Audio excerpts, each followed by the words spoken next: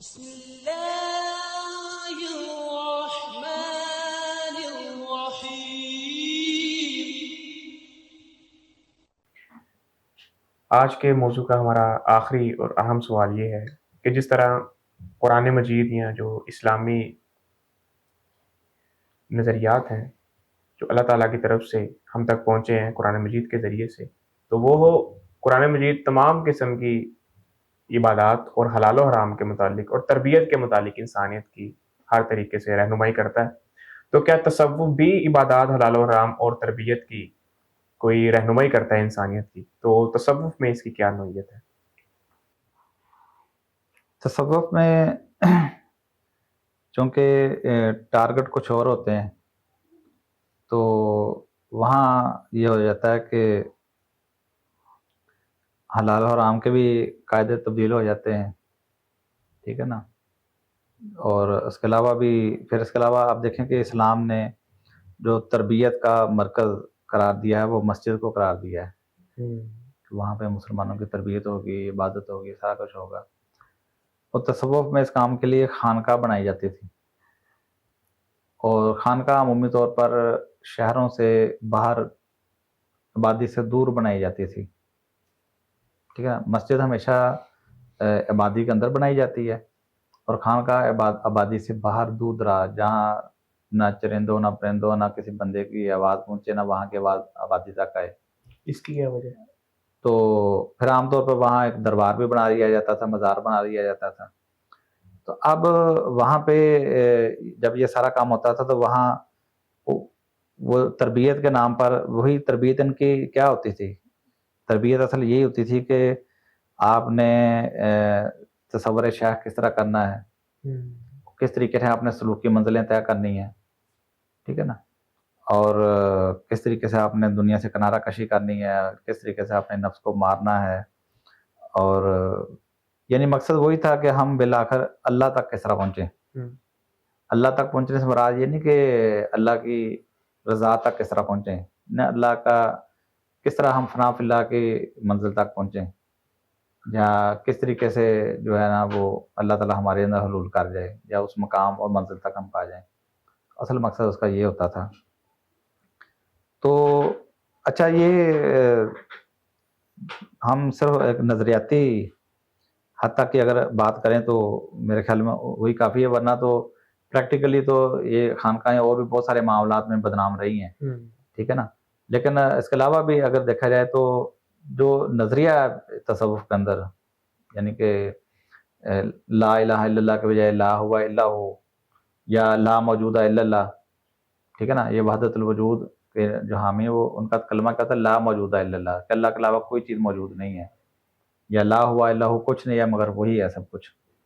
تو وہاں یہ چیزیں پڑھائی جاتی ہیں تربیت کے نام پر، جو وہاں صوفیہ کی ہی کتابیں پڑھ پڑھ کے سنائی جاتی ہیں۔ قرآن حدیث نہیں پڑھایا جاتا وہاں پہ، نہیں، قرآن حدیث نہیں پڑھایا جاتا، بلکہ صوفیہ ہی کے واقعات پڑھائے جاتے ہیں۔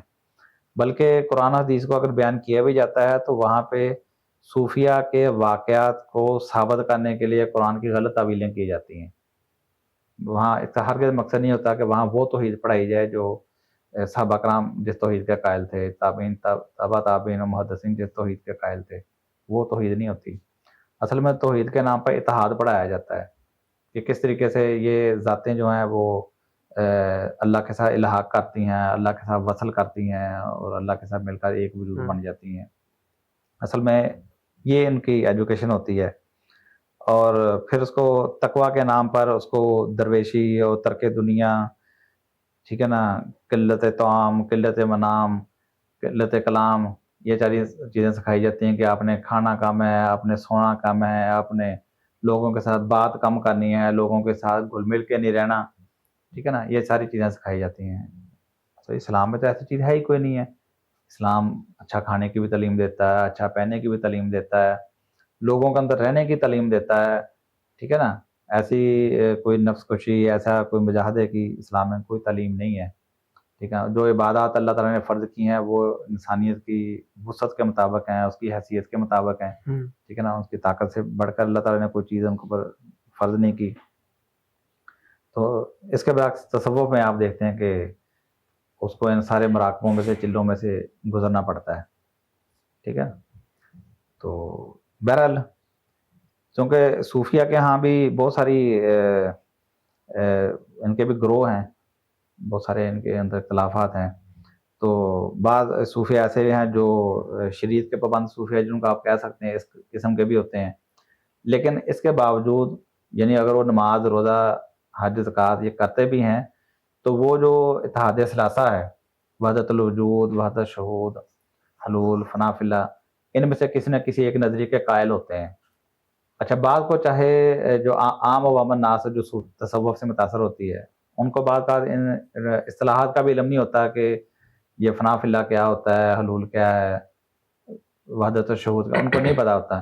لیکن اس کے باوجود ان کو جس طریقے سے ذہن سازی کی گئی ہوتی ہے ان کی تربیت کے نام پر, تو وہ کسی نہ کسی چیز کے قائل ہوتے ہیں کہ ہاں جی اولیاء اللہ ہوتے ہیں اور یہ اولیاء اللہ ہوا میں اڑ سکتے ہیں, یعنی جس طرح ان کا ابدال کے بارے میں تصور ہے کہ ابدال ہوا میں اڑتے ہیں, تو ان کے بھی تصور ہوتا ہے کہ وہ اولیاء اللہ غیب کی باتیں جانتے ہیں, اولیاء اللہ جو ہیں وہ اللہ سے بات کر سکتے ہیں, رسول اللہ سے بات کر سکتے ہیں, اولیاء اللہ مردے کو زندہ کر سکتے ہیں. یہ چیزیں بے بنیاد نہیں ہوتی, ان کو یہی صوفیہ کے واقعہ سنا کے اور ان کی طاقتیں بتا کے کہ پہنچا ہوا ولی یہ ہوتا ہے کہ جو یہ بھی کر لے وہ بھی کر لے. جیسا میں نے ابھی تھوڑی دیر پہلے آپ کو ایک واقعہ سنایا کہ شاہ ولی اللہ صاحب خود اپنے تایا کا ایک واقعہ بیان کرتے ہیں کہ ان کی محفل میں کسی نے یہ کہہ دیا کہ جی باجی بستامی صاحب جو ہوتے ہیں ان کی تو قوت نظر یہ ہوتی تھی کہ کسی کو نظر ڈال لیں تو اس کے جذب کی کوئی تاب نہیں لاتا تھا, تو وہیں پہ اس کو روح پرواز کر جاتی تھی. تو اب تو صرف ولیوں کا شور و غوغا رہ گیا, تو پریکٹیکلی جو عملی طور پہ ہم ولی نظر نہیں آتے کہیں بھی. تو اب دیکھیں نا ادھر ایک امتحان چیلنج ہو گیا ہے, کتنی بڑی بات ہے. تو کہتے ساتھ ہی جو میرے تایا انہوں نے کہا بس وہ تو صرف روح قبض ہی کر لیتے تھے نا, دوبارہ تو نہیں نا ڈال سکتے تھے. لیکن اللہ کے رسول صلی اللہ علیہ وسلم نے اپنے قلب اطہر کے زیر سایہ میری وہ تربیت کی ہے, وہ مجھے وہ قوت عطا کی ہے کہ میں کسی کو نظر ڈالوں تو روح قبض کر لوں اور دوبارہ نظر ڈالوں تو دوبارہ روح لوٹا دوں. اب بات تو پھر وہی ہوگی کہ شور و غوغا, یعنی دعویٰ ہی ہے نا, ثابت تو نہ ہوا.